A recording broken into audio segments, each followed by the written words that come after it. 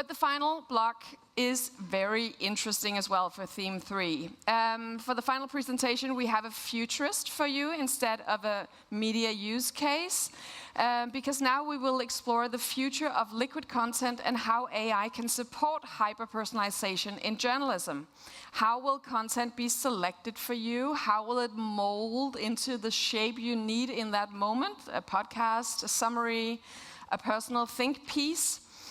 And we have an amazing speaker for you, Sofie Hvitved, Futurist and Senior Advisor and Head of Media at the Copenhagen Institute for Future Studies, who will unpack the opportunities and challenges of hyper-personalization for news media in the future. Please welcome Sofie Hvitved.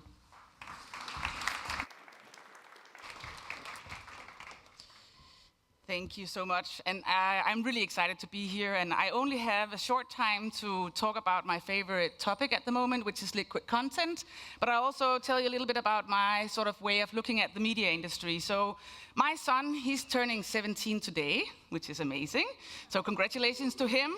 Yeah, I'll tell him that you applaud a little bit. And then, no, but I mean, he doesn't find any Danish media relevant. He's like, why? He has no idea what to watch, where to go. And I mean, I think we tried to teach him, we tried to give him literacy about the importance of staying, you know, looking into the world. And he's really curious about the world, but he just doesn't find anything relevant. And actually, nothing really relevant in a European context either. And I know you can't use your own family as a case in that sense, because there are so many different people. It's just to say, this is real. So the struggle is real, and we have to look at more futures-driven radical innovation and not just look at the incremental innovation, which has been mentioned here a couple of times again. And this is kind of my goal today, to hopefully see how you can manage to let go of some of the control. Because I think a lot of the things moving into liquid content is about losing control. You will not have the control of the final product. You will not have the control of how this goes to the final, you know, the end audiences, because they are also co-creators in this process. So this is what I'm going to talk about. And just a little bit about the background where I'm from. I'm from a futurist think tank. We also have a lot of legacy. We're actually at the moment looking a lot at what is the future of futurism. It might sound a little bit meta, but it's actually, that's also real. Like the mythology that we use, the way that we create scenarios, the toolbox we have. Do you just sprinkle a little bit of AI on top of that and make it more efficient? Or do you rethink foresight in simulations with AI agents? Stuff that's happening out there. And what will our role be as a futurist then? And I think that's a very serious also thing that we have to consider. So we're trying to take our own medicine on this one. I have a background in media studies. I've been working at the Danish Broadcasting Corporation. And now I work full-time futurist, really trying to spend most of my time diving into the future of media.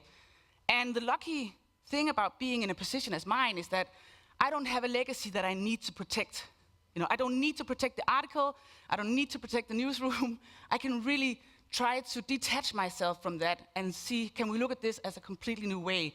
The first principle that Nikita told about earlier, and I was amazed by that. She has great thoughts that are really important that we take a look at. I'm also a member of different boards that try to look into that. And as you can see, it has the future a lot in it, apart from the Danish Media Board, which doesn't have much future, but hopefully it will. So that was just a little, a little hope there. Also, I am not here to tell you about what the future will be, because I do not know, you do not know, but we need to embrace the facts that we have several futures. There is no one future. If you have a strategy that's only ready for one future, it very likely will be missing out on the possible futures. So trying to understand how we can actually embrace these different futures. So this is a very famous tool, the futures cone. But I think it's very important to understand that these different scenarios, you know, they're very possible, plausible, or probable. You know, you can figure out how you want to move into this, but in the realm of the possible, there are some really radical futures out there already on a 5-year perspective. Or even, as I've heard on this conference, people talking about 2-year perspectives or 1-year perspectives in a very large transformation of your business models, of subscription models, of the ad industry in this. But what I'm going to talk about today, even though I like to talk a lot about possible futures, are these pockets of future. The pockets of future that we're seeing today, the cases that we're seeing today, because today I'm a case, so I will bring you a few different cases. on what is these pocket of futures that moves into this liquid content kind of idea. Before I want to do that, I just put in this slide to answer one of the questions that was here yesterday, like why are we not talking more about the implications of all this? Because obviously it has huge implications. Like, what are the services we use? What is the infrastructure that we build this upon? What is the technology that we're going to implement into this? Because we will all be augmented humans. You will be, the ones of you who are journalists, augmented journalists. One way or the other. You can choose to do it less or more, but the world that we're moving into is a world of augmentation. And there are a lot of choices to be taken in this. And some of the really big choices and the things to pay attention to is the whole worldview, the narratives, cultural norms and values, ethics, and the governance. And we're seeing that very different in the US, obviously, in Europe, and in the Nordics, and in the Global South. And we have to pay attention to the whole sort of way that these layers, they are interconnected. I had the pleasure of working together with the BBC to really try and dive into these possible futures. The project is not, you can't see it because it's used for internal use, but I'm allowed to show you a little snippet of what we were working with. And the reason I'm showing you this is to understand the need to look into these uncertainties that might have a huge impact. Because we do not know whether the users will want this. And you cannot ask a user in the now, do you want AI? Because they have no idea what it will bring. It's like asking people whether they want a faster car, you know. Back with Ford, with the horses, they just want faster horses because they had no idea what a car was. And I think trying to grasp these possible futures, dive into these uncertainties is a real big importance right now to get a shared language in your organization of where this might be heading. And then, of course, moving back to the, finding your preferable desired future that you want to build within these possible futures and how to position yourself there. Because what might AI-mediated futures, mind you, look like?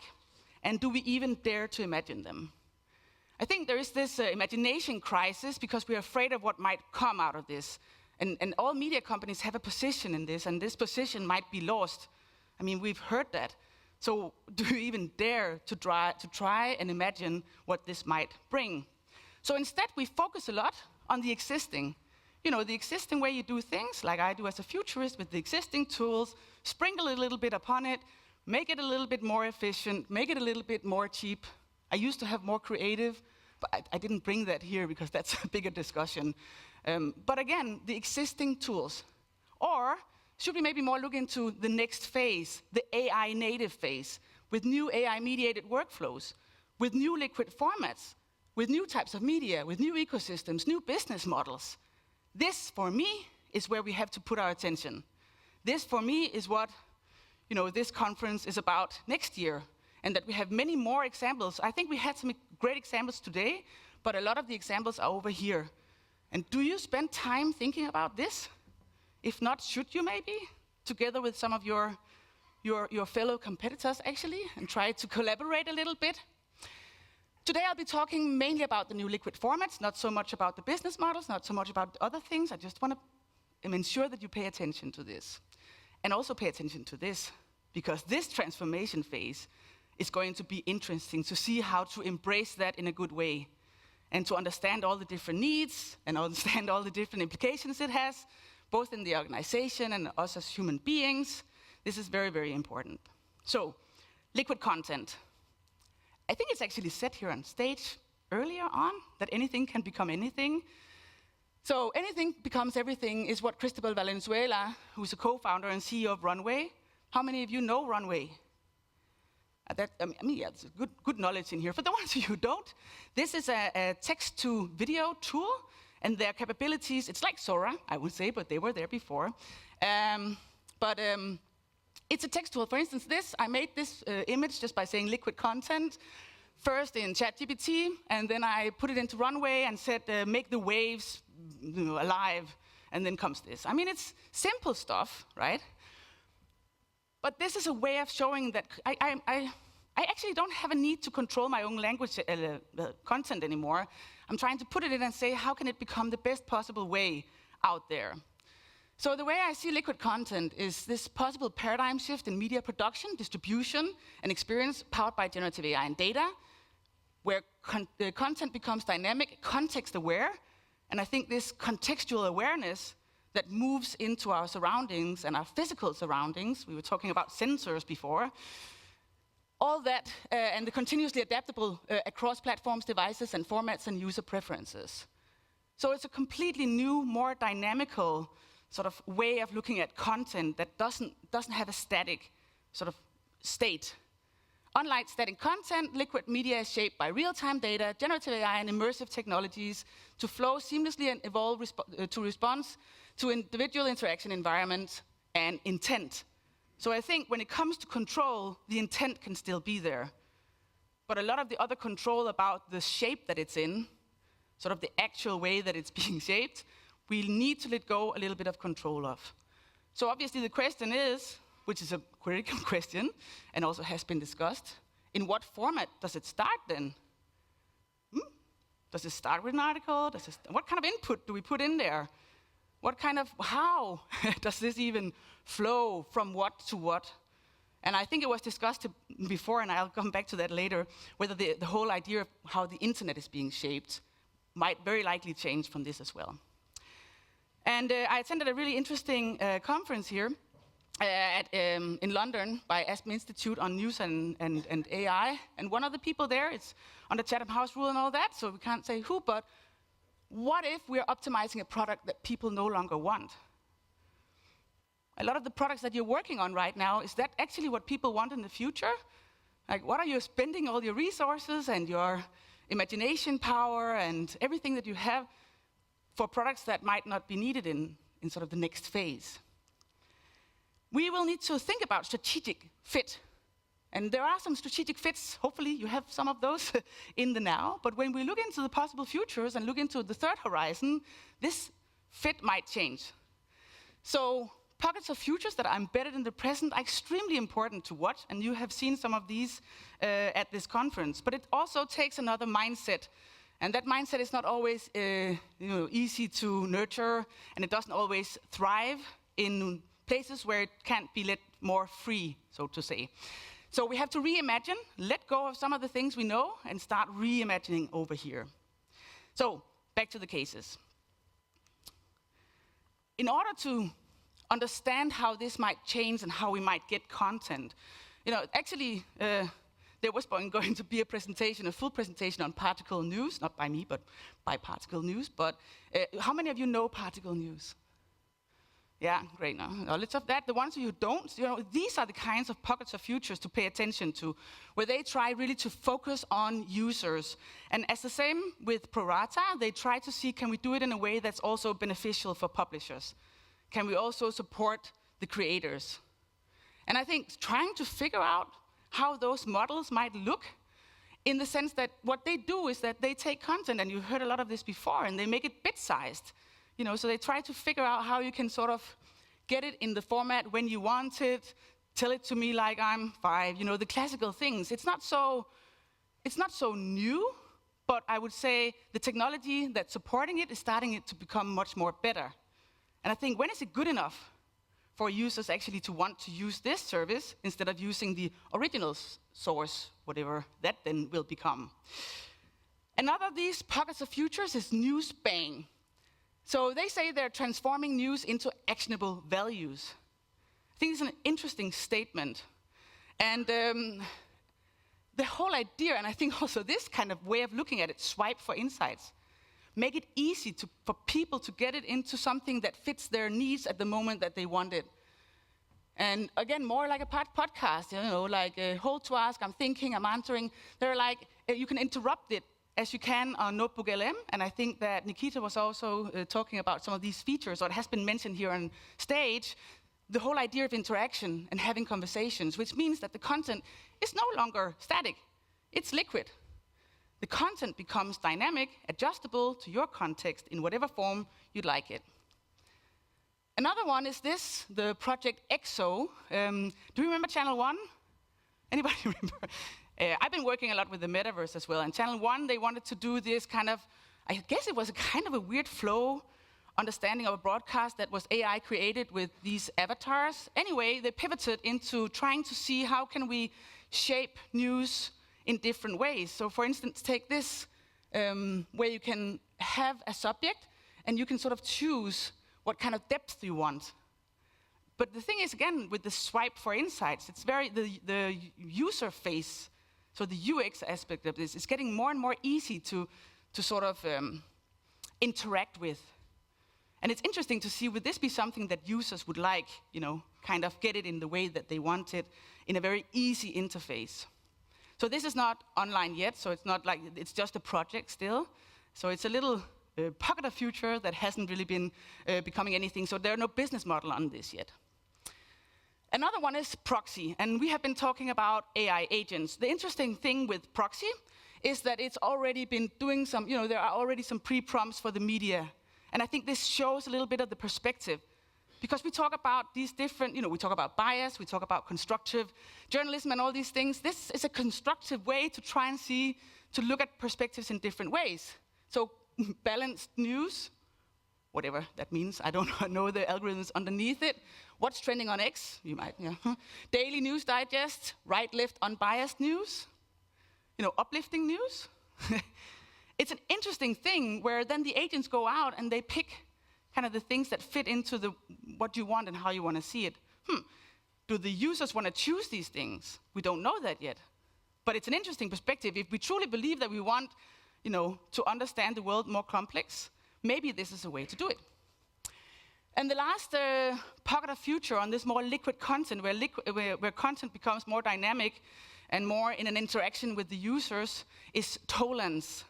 Does any of you have a tolan? Oh, one? Well, you can't get it here anyway. It's not in Europe, I think. It's only in the US, right? I think so. I tried at least to get it. So the interesting thing with tolan is that it's this little buddy of yours, this little companion, but it's kind of, it's helping you deal with things. And when we talk about looking at user needs, maybe we need to learn how to deal with a lot of things at the moment. And this has actually become really popular, especially among sort of younger females, as far as I know, and also in a lot with education and learning. So it's also helping you when you want to read and you want to study. So you can hear a little snippet from one of their posts on social media. I'm not doing that well right now. What's going on? We just had our election and Trump won. It sounds like you're really grappling with this news. I'm here to listen and support you through this. I guess I just thought we'd finally reach a point that we should have been at a long time ago. It can be really disheartening when things don't go in the direction you believed they should. What has helped you cope with tough news like this in the past? Playing with my dog usually helps, but she's not home right now. Maybe we can think of something else comforting or distracting for you right now. It could be self-care, a favorite show, or even just chatting more. I guess I could take up some self-care. What do you think, Butter? A face mask and an eye mask can be so soothing. Remember to drink plenty of water too. It's such a simple way to take care of yourself. So each tolan is unique, and it builds this little island around who you are, and the island is unique. It's inspired by the Little Prince, and the whole universe is it's an alien, so it's not trying to, at least that's what they say, it's not trying to anthropomorphize itself. It's not like it's your new best friend, but it's a companion that can help you deal with stuff, reflect on stuff, move on with things. That's a completely different approach that traditional news have when you give information and say, now you have this information, you can go and deal with it yourself. It's kind of a twist here. And I'm not saying this is the future of news, but it's definitely a pocket of future. Moving into this more dynamic relationship, and she might also ask, what is the news today, right? Or what should I watch if I should do some entertainment to try and relax and understand the situation that we're in because I'm feeling anxious. So, in a little bit, you're going to see the final talk by Rasmus Kleis, and I just want to, Nielsen, sorry. I just want to put this quote that I found that I think is really, really important to pay attention to when we look at this liquid content and this move towards the new thing that we don't know is here yet. The people best positioned to forge a different path are those journalists and publishers who accept that the next step is to meet people where they're at. The aim should not be to take journalism backwards, but to create something new. And I hope that that would be also the takeaway from this conference, that we shouldn't just look at what we have been doing, but see what is there where we can really be relevant in this possible futures, where we can be there. Because what if the internet is no longer static and based on static content, but becomes liquid? We don't know that, and what will happen then? So, Yeah, I see you over there. I just want to finish off by this, because please do not be the bridge in Honduras. They have a lot of hurricanes, and all the bridges, they fall apart. So they decided that they wanted to build a really resilient bridge, so they hired a Japanese contractor. They made this bridge, but what happened? The bridge stayed, but the river moved. So please follow the users. Please follow the user needs, because long-term resilience is less about building better bridges and more about the adaptability to ensure that you continue to be relevant. So I really hope that you take this with you. Thank you so much, and thank you for the time.